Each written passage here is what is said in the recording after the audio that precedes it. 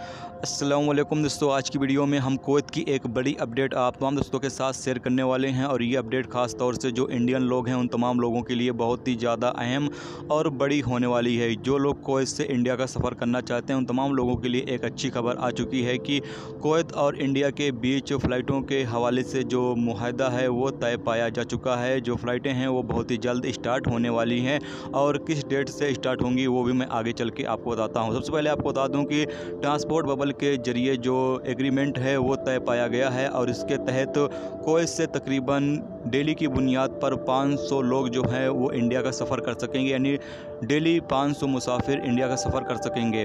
और ये फ़्लाइटें जो चलेंगी कुवैत से इंडिया के लिए वो होंगी जजीरा एयरवेज और कुवैत एयरवेज। कुवैत एयरवेज के ज़रिए 300 मुसाफिर सफ़र करेंगे जबकि जजीरा एयरवेज के ज़रिए 200 मुसाफिर सफ़र करेंगे। और ये फ़्लाइटें इंडिया की अभी फ़िलहाल नहीं बताई गई हैं कि इंडिया की फ़्लाइटें चलेंगी या नहीं चलेंगी। जजीरा एयरवेज का बताया गया है और कतर एयरवेज का बताया गया है। इसके अलावा आपको बता दें कि जो फ़्लाइटें स्टार्ट होंगी वो होंगी 10 अगस्त 2020 से, यानी कि 5 दिन के बाद इंशाल्लाह जो फ़्लाइटें हैं वो स्टार्ट हो जाएंगी। जबकि ये फ़्लाइटें 24 अक्टूबर 2020 तक ये फ़्लाइटें जारी रहेंगी, यानी कि तकरीबन 1 महीने से ज़्यादा का इत्तिफाक जो है वो किया गया है, जिससे कि जो लोग इंडियन कुवैत में फंसे हुए हैं उन तमाम लोगों को बाहर निकाला जा सके, यानी कि इंडिया वापस लेकर जाया जा सके।